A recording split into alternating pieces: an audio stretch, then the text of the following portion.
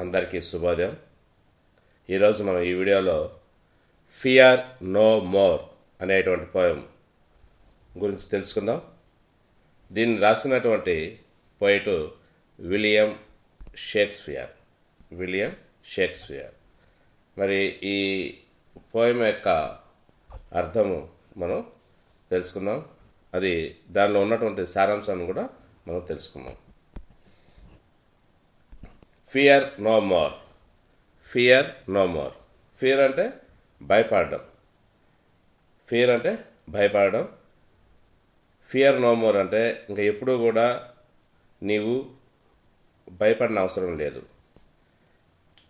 ఫ్యూచర్లో ఇంకెప్పుడూ కూడా నీవు దేనికి భయపడిన అవసరం లేదు అనేటువంటిది ఈ పోయము. దీన్ని రాసినటువంటి పోయిట్ విలియం షేక్స్పియర్. ఇది 9th క్లాస్ టెక్స్ట్ బుక్లో 108వ పేజీలో ఉంది.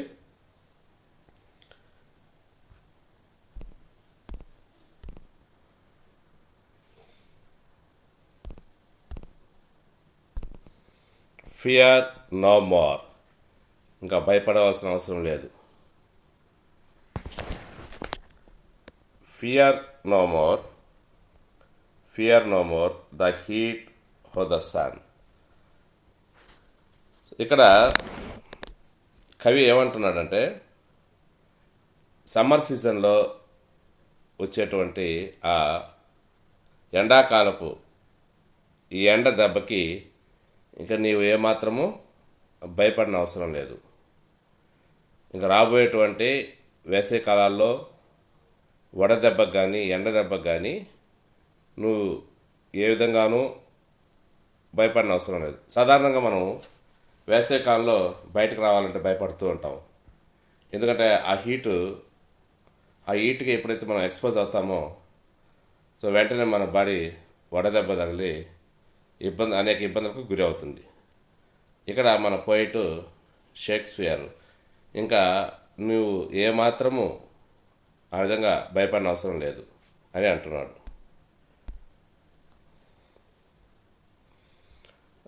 Nor the ఫరెస్ winters arises. మరి చలికాలంలో కూడా మనకు వింటర్ సీజన్ ఉంది. చలికాలంలో కూడా ఆ చలి గాలులకు మనం భయపడుతూ ఉంటాం. బయటికి పోవాలంటే ఆ చలికి తట్టుకోవాలంటే చాలా ఇబ్బందులు పడుతూ ఉంటాం. ఒకానొక సమయంలో ఫాగ్ ఎక్కువ అవుతుంది, మంచు ఎక్కువ అవుతుంది. రోడ్ల మీద వెళ్ళేటువంటి వెహికల్స్ పక్కన వ్యక్తులు కూడా కొన్నిసార్లు కనిపించరు అన్నమాట. కాబట్టి ఆ సమయంలో నీవు బయటికి ప్రయాణం చేయాలంటే ఎక్కడ యాక్సిడెంట్లు అవుతాయని భయపడుతూ ఉంటావు. ఇక్కడి నుంచి నువ్వు ఆ విధంగా చలికాలంలో చలిగాలులకి భయపడిన అవసరం లేదు. ఇంకా నువ్వు భయపడలేదు అని అర్థం అన్నమాట. అంటే చలి పంజాకి చలికాలంలో విసిరేటువంటి చలి పంజాకి నువ్వు భయపడిన అవసరం లేదు. So thy only task has done. ఏదైతే అన్ని పనులు ఉన్నాయో అవన్నీ కూడా ముగించబడ్డాయి. ఏవైతే భూమి మీద చేయవలసిన అన్ని పనులు ఉన్నాయో అవన్నీ కూడా ముగించబడ్డాయి. నువ్వు చేయవలసిన పనులన్నీ కూడా ఇక్కడ పూర్తయినాయి. ఇంకా అందువల్ల వాటి కోసం నువ్వు వెయిట్ చేయని అవసరం లేదు. కాబట్టి ఆ పనులన్నిటికీ చీటీ చినిగిపోయింది. అంటే ఇక ఏమాత్రం నువ్వు చేయవలసిన పనులు ఇక్కడ లేవు అని అర్థం. నువ్వు చేయవలసిన పనులన్నీ కూడా జరిగిపోయి మరి ఇప్పుడు నువ్వు ఏ ప్రదేశానికైతే చేరాలో ఆ ప్రదేశానికి చేరేసావు. అంటే దీని అర్థం ఏంటంటే ఆ వ్యక్తి చనిపోయాడు. మరి ఏ లోకానికి చేరాలో ఆ లోకానికి చేరాడు అని అర్థం. నెక్స్ట్ లైన్ చూద్దాం. హోమ్ ఆర్ట్ గాన్ అండ్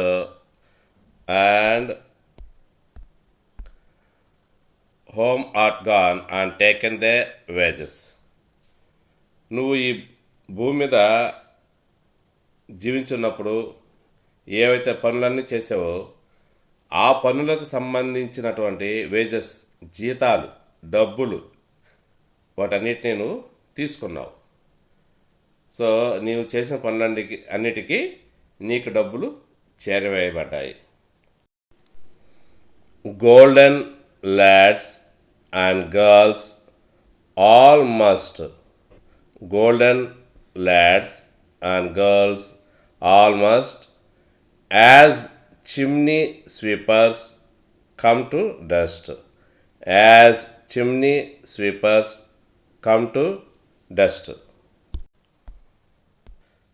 చాలా వాళ్ళు ఉన్నతంగా, అంటే బాగా డబ్బులు కలిగినటువంటి వ్యక్తులు ఏ విధంగా అయితే వాళ్ళు బట్టలు మంచిగా వేసుకుంటారు అంటే, వీళ్ళు ఎట్లా వేసుకున్నారంటే బంగారంతో తయారైనటువంటి బట్టల్ని వీళ్ళు వేసుకున్నారు. అంటే అంత రిచ్ పర్సన్స్ అనమాట.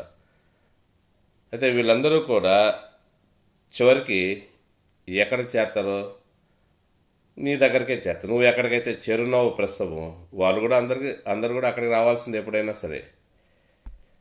Next, as chimney sweepers come to dust, as chimney sweepers come to dust. అదిగో అక్కడ కనిపిస్తున్నటువంటి మరో రకం పిల్లలు నువ్వు చూసినట్లయితే, ఇందాక చూసినట్లయితే బాయ్స్ గర్ల్స్ అంతా కూడా గోల్డెన్ డ్రెస్సులు వేసుకున్నారు.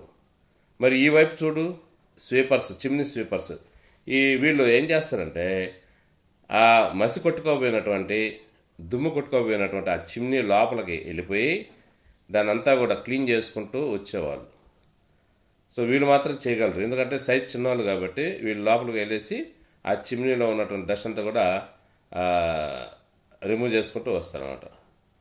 సో వీళ్ళ యొక్క బట్టలు కానీ చూసినట్లయితే వాళ్ళ యొక్క పనితీరు వలన ఆ బట్ట అంతా కూడా మురికిగా అయిపోయి ఉంటాయి.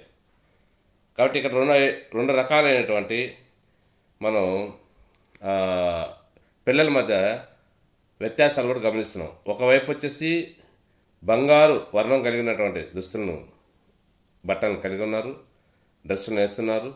మరొక వైపు బాగా మాసిపోయినటువంటి, నలిగిపోయినటువంటి బట్టలని, దుస్తులను వేసుకున్నారు.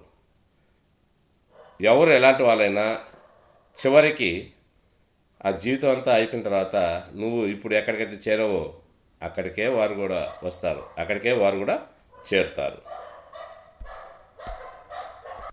కనుక మనకి ఇక్కడ ఏమర్థమవుతుంది, ఉన్న పిల్లలైనా లేని పిల్లలైనా చివరకు ఎక్కడ చేరాల్సి వస్తుందంటే, నువ్వు చేరినటువంటి ఈ మట్టిలో వాళ్ళు కూడా ఉండాల్సిందే, మట్టిలో వాళ్ళు కూర్చోవాల్సిందే, వాళ్ళు కూడా ఈ మట్టిలో కలిసిపోవాల్సిందే అని మన పోయిట్ చెప్తున్నారు. Fear no more. నువ్వు దేనికి ఇంకా భయపడలేదు, ఇంకెందుకు భయపడేది? చనిపోతే ఇంకేందుకు భయపడేది? బతుకున్నటువంటి వ్యక్తి చనిపోయినప్పుడు ఇంక దేనికి భయపడిన అవసరం లేదు. బతుకున్నప్పుడు భయపడాలి, ఎందుకంటే చనిపోతామేమో, మిగతా పనులు జరుగుతాయో జరగవో, ఈ విధంగా అనేక ఆలోచనలతో భయపడుతుంటాం. అసలు వ్యక్తే చనిపోయినప్పుడు ఇంకా భయపడాల్సిన అవసరం లేదు అని మన పోయిట్ అంటున్నాడు. Fear no more, fear no more the frown of the great. So fear no more the frown of the great అని అంటున్నాడు. ఒక మాస్టర్ కింద పనిచేస్తుంటాం, అంటే ఒక యజమాని ఉంటాడు.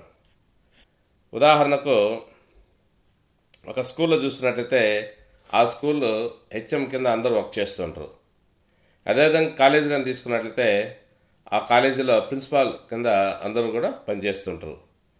అలాంటప్పుడు ఆ స్కూల్లో అక్కడ పనిచేస్తున్నటువంటి వ్యక్తులందరూ కూడా అక్కడ ఉన్నటువంటి హెడ్ మాస్టర్కి భయపడాల్సి వస్తుంది.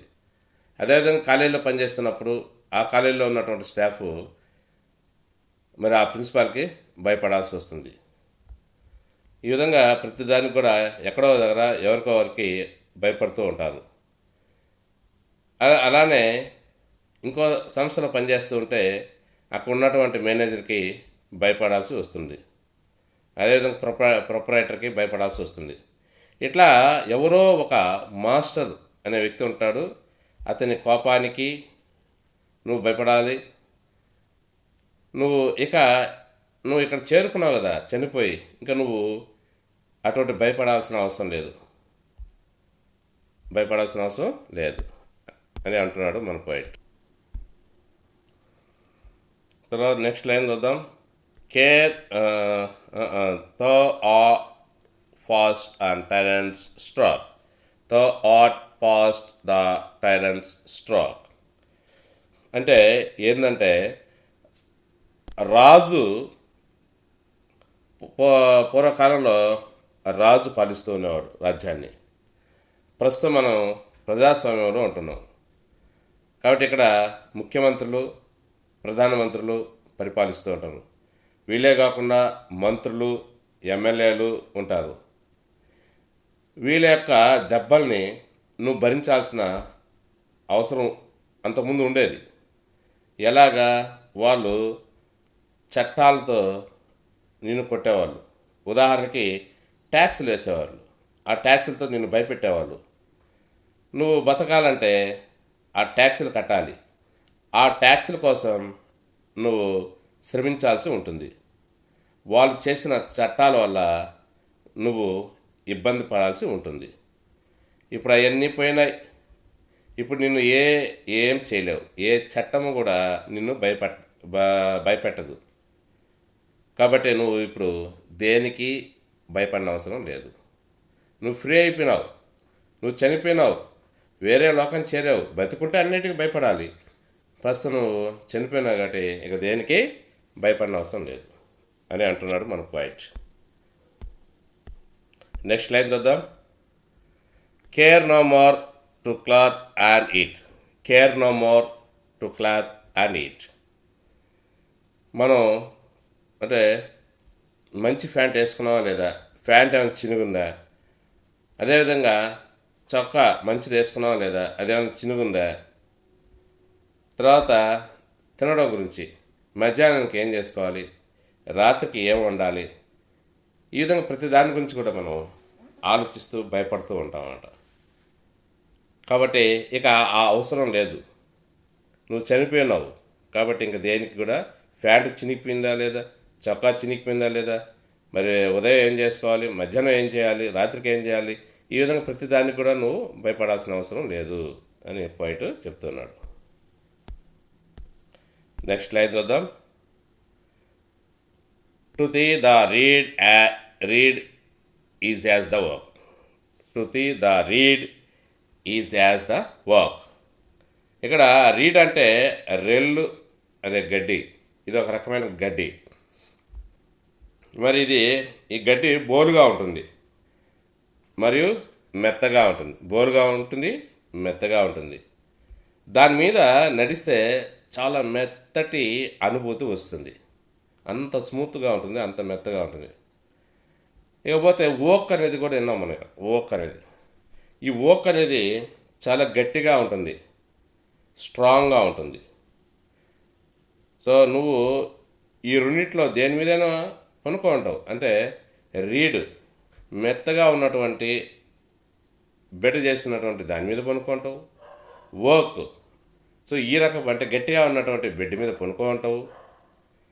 నువ్వు ఏ మంచం మీద పనుకున్నా, ఏ బెడ్ మీద పనుకున్నా చివరకు నిన్ను మట్టిలో శవపేటికలో పడుకోబెడతారు, శవపేటికలో పెట్టి పడుకోబెడతారు. అంటే జనరల్గా ఫారిన్ కంట్రీస్లో సమాధి చేస్తారండి, ఫారిన్ కంట్రీస్లో సమాధి చేస్తారండి. ఎక్కడ కూడా వాళ్ళు కాల్చడం అనేది ఉండదు, వాళ్ళు కాల్చడం అనేది పెట్టుకోరు అనమాట. వాళ్ళు సమాధి చేస్తారు ప్రతి ఒక్కరిని కూడా, చనిపోయిన వాళ్ళని. అంటే ఇక్కడ మరి ఒక వ్యక్తి ఎంత మెత్తటి పరుపుల మీద అనుభవించినా లేదా ఓక్ లాంటి గట్టి వాటి మీద పనుకున్నా చివరికి చనిపోయిన తర్వాత ఈ భూమిలో అతన్ని ఆ పెట్టెలో పెట్టి సమాధి చేస్తారు. కాబట్టి నువ్వు బతుకున్నప్పుడు ప్రధానికి భయపడుతూ ఉంటావు, నేను ఎలా బతకాలి, ఏ విధంగా ఉండాలి అని ప్రధానికి భయపడుతూ ఉంటావు. కానీ ఇప్పుడు చనిపోయిన తర్వాత ఫ్రీ అయిపోయావు, నువ్వు భయపడిన అవసరం లేదు, దేనికి భయపడలేదు అని అంటున్నాడు మన పాయింట్. కాబట్టి 6 అడుగులు చాలు ఒక వ్యక్తి కప్పిపెట్టేదానికి, దాంట్లో కప్పిపెడతారు. కాబట్టి పెద్ద తేడా ఏమి లేదు.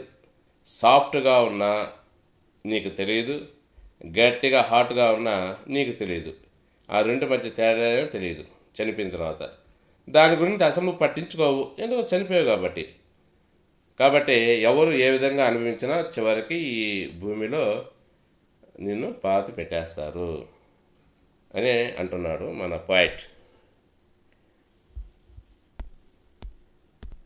నెక్స్ట్ లైన్ చూద్దాం. The సెప్టర్ learning physique must. The సెప్టర్ learning physique must. All follow this and come to dust. All follow this and come to dust. ఎవరైతే రాజదండం పట్టుకొని రాచరికాన్ని వెలగబడతారో, అంటే రాజులైనా, రాజు అంటే ప్రతిదీ కూడా అతనికి స్వర్గంలో ఉన్నట్టు జీవిస్తూ ఉంటాడు, ఎటువంటి కష్టాలు ఉండవు. అదేవిధంగా లెర్నింగ్ అంటే నేర్చుకుంటూ ఉన్నటువంటి విద్వాంసులైనా, చదువు చెప్పేవాళ్ళైనా, ఫిజిక్ అంటే డాక్టర్స్ అయినా, పాపం డాక్టర్లకి అన్నీ తెలుసు, వాళ్ళకి ఏ జబ్బులకి ఏ వ్యాధి వస్తే ఏ మందు వాడాలో తెలుసు వాళ్ళకి. అయినా కూడా వాళ్ళు కూడా వాళ్ళైతే అందరూ కూడా, అంటే రాజులైనా తర్వాత విద్యను నేర్పేటువంటి విద్వాంసులైనా, డాక్టర్లైనా, వాళ్ళు ఏ విధంగా అనుభవించినా చివరికి వాళ్ళు కూడా మరణించి ప్రశాంత వాతావరణంలోకి వచ్చేస్తారు, ఈ లోకానికి వస్తారు అని. ఇక్కడ అందరూ సమానంగా ఉంటారు అన్నమాట. ఈ లోకంలో అందరూ సమానంగా ఉంటారు. ఇంకా నెక్స్ట్ లైన్ చూద్దాం. Fear no more the lightning flash. Fear no more the lighting flash, nor the all dreaded thunder storm, nor the all dreaded thunder storm. ఇక్కడ దీని అర్థం ఏంటంటే, నువ్వు మెరుపుకి భయపడవు, ఉరుముకి భయపడవు. లైట్నింగ్ ఫ్లాష్ అంటే మెరుపు, ఇది కంటికి కనపడేది. లైట్నింగ్ ఫ్లాష్ అంటే మెరుపు, ఇది కంటికి కనపడేది. థండర్ స్టోన్ అంటే ఉరుము, అది చెవికి వినపడేది. ఇది భయంకరమైన శబ్దం. ఇవి వచ్చినప్పుడు నువ్వు భయపడుతూ ఉంటావు. మెరుపు వచ్చినప్పుడు భయపడతావు, అదేవిధంగా థండర్ స్టోన్ ఉరుము వచ్చినప్పుడు ఇంకా భయపడతావు. ఇక నువ్వు ఆ శబ్దాలకి, ఆ మెరుపులకి భయపడాల్సిన అవసరం లేదు. నువ్వు ఆ లోకంలో ఉంటే కదా మరి చనిపోయి ఈ లోకంలోకి వచ్చేసావు. కాబట్టి ఇక నువ్వు ఏ విషయాలకు కూడా భయపడిన అవసరం లేదు. నువ్వు ఆ లోకాన్ని విడిచిపెట్టి వెళ్ళిపోయావు, వచ్చేసావు ఇక్కడికి. కాబట్టి నువ్వు దేనికి కూడా భయపడాల్సిన అవసరం లేదు అంటున్నాడు మన పాయింట్. నెక్స్ట్ లైన్ చూద్దాం. Fear not slander sensor rash. Fear not slander sensor rash. కొంతమంది రూమర్స్ని నీ గురించి, అంటే వదంతుల్ని వ్యాప్తి చేస్తారు. నువ్వు మంచిగా ఉన్నా కూడా వాళ్ళు చెడుగా నీ గురించి చెప్పుకుంటూ ఉంటాడు కావాలని. ఇది లోకంలో ఉన్నటువంటి సహజమైనది. మరి వాటి గురించి నువ్వు భయపడుతుంటావు. నా గురించి ఏం చెప్పుకుంటున్నారు ఏమిటి అనేటువంటిది నువ్వు అంతకుముందు భయపడుతున్నావు, కానీ ఇప్పుడు నువ్వు దాని గురించి భయపడిన అవసరం లేదు. తర్వాత సెన్సూర్ ర్యాష్. సెన్సూర్ ర్యాష్ అంటే కొంతమంది దురుసుగా మాట్లాడుతుంటారు, ప్రవర్తిస్తుంటారు. మరి నీ మీద అపవాదులు, తర్వాత నీ మీద దురుసుగా మాట్లాడడం, వీటన్నిటి కూడా నువ్వు బతికున్నప్పుడు బాధపడాల్సి వస్తూ ఉంటుంది. అంటే కొంచెం అబద్ధం మిక్స్ చేసి నీ గురించి చెప్తూ ఉంటారు, వదంతులు చెప్తూ ఉంటారు. కాబట్టి అలాంటి సమయంలో నువ్వు బాధపడాల్సి వస్తుంది. కానీ ఇప్పుడు వాటి దేనికి కూడా బాధపడాల్సిన అవసరం లేదు అని మన పోయిట్ అంటున్నాడు. నెక్స్ట్ లైన్ చూద్దాం. ఫియర్ తో హ్యాస్ ఫినిష్డ్ జాయ్ అండ్ మోన్. తో హ్యాస్ ఫినిష్డ్ జాయ్ అండ్ మోన్. మనకి ఎప్పుడు కూడా సంతోషం తెలుసు, బాధ తెలుసు. సో సంతోషం విలువ తెలుసు, బాధ విలువ కూడా తెలుసు. సంతోషంగా ఉన్నప్పుడు బాధ విలువ తెలుస్తుంది, బాధగా ఉన్నప్పుడు సంతోషం విలువ తెలుస్తుంది. నువ్వు ఈ రెండింటిని కూడా కంప్లీట్ చేసావు నీ జీవితంలో. బాధపడ్డావు, సంతోషపడ్డావు, అన్నిటిని కూడా కంప్లీట్ చేసావు. నీ లెక్క చిట్ట కంప్లీట్ అయ్యి సో అంతవరకు ఆ చిట్ట కూడా చినిగిపోయింది. కాబట్టి ఇంకా నువ్వు ఎవరి కోసం బతకాలి, ఎవరి కోసం జీవించాలి, ఎవరి కోసం భయపడాలి, ఇంకా దేనికి నువ్వు భయపడిన అవసరం లేదు అని అంటున్నారు మన పాయింట్. నెక్స్ట్ లైన్ చూద్దాం. All hours young and all hours must consign to the and come to dust. మరి ఈ లోకంలో ప్రేమికులను మనం చూస్తూ ఉంటాం. ఒకరినొకరు ప్రేమించుకోవడం గాఢంగా. ఈమె లేకపోతే ఆయన ఉన్నాడు, ఆయన లేడు, ఆయన లేకపోతే ఈమె లేదు, ఆ విధంగా జీవిస్తూ ఉంటారు. ఒకరి కోసం ఒకరు తాపత్రయం పడుతూ ఉంటారు. మరి ఈ విధంగా అంతగా ప్రేమించుకునే వాళ్ళైనా అంటే వీళ్ళకి చావు అనే ఇది కూడా తెలియదు. అంటే మనం ఈ ప్రేమతో ఆ చావును కూడా జయించేస్తాం, ఎటువంటి సమస్యలైనా జయించేద్దాం అనే ఆలోచనలో ఉంటారు. కానీ చివరికి వాళ్ళు కూడా చనిపోయి ఇక్కడికి రావాల్సిందే. కాబట్టి ఎవరు ఎంతటి వారైనా వారు జీవించేటప్పుడే ఆ భేదాలు ఉంటాయి, కానీ చనిపోయిన తర్వాత ఆ భేదాలు ఉండవు. అందరూ ఒకటే. ఇంకా వాళ్ళు ఈ లోకాన్ని చేరిన తర్వాత వాళ్ళు ఏ విధంగానూ దేనికి భయపడిన అవసరం పడలేదు. ఇంకా చనిపోయిన తర్వాత ఏం భయపడతారా? వాళ్ళకి ఏం అవసరం ఉంది? బతికున్నప్పుడు కదా అది జరగదు అనే విధంగా భయపడతాము. మరి చనిపోయిన తర్వాత ఎవరు కూడా దాని గురించి ఆలోచించలేదు, భయపడిన అవసరం లేదు. So fear no more. ఈ విధంగా ఈ పోయమ్ని విలియం షేక్స్పియర్ చాలా అందంగా రాశారు. దాంట్లో ఉన్నటువంటి మీనింగ్ని మనకి చాలా అందంగా చెప్పారు. ప్లీజ్ సబ్స్క్రైబ్ పాదుర్జాక్ channel, like it and share it. Thank you.